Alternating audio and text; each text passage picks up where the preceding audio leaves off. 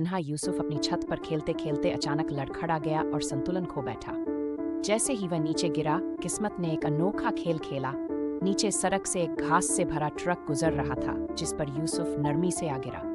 वह थोड़ा घबरा कर उठा, लेकिन फिर मुस्कुरा दिया, जैसे कोई नई रोमांचक यात्रा। अचानक आकाश से एक बड़ा पक्षी आया, यूसुफ को अपने पंजों में उठाया और हवा में उड़ गया। यूसुफ हवा में भी हंस रहा था। उसकी मासूम मुस्कान से घबराकर उस पक्षी ने उसे छोड़ दिया। यूसुफ हवा में कलाबाजियां खाता नीचे आ रहा था और नीचे एक वैन खड़ी थी, पॉपकॉर्न वाली।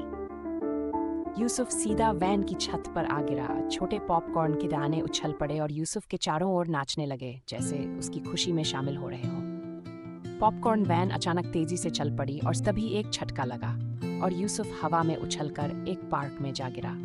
जमीन पर गिरते ही वह एक झूले सीसॉ पर आकर बैठ गया और खुशी से झूलने लगा। उसी वक्त पानी से एक खूबसूरत डॉल्फिन प्रकट हुई।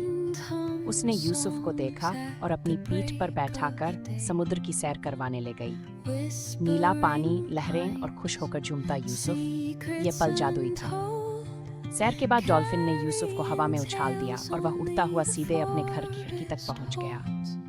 वहां से रेंगते हुए वह घर के अंदर दाखिल हुआ और जैसे ही उसकी मम्मी ने उसे देखा, उनकी आंखों में खुशी के आंसू आ गए। यूसुफ ने भी अपनी मम्मी को देखा और मुस्कुरा दिया, क्योंकि मम्मी की गोद से बढ़कर कोई जादुई यात्रा नहीं होती।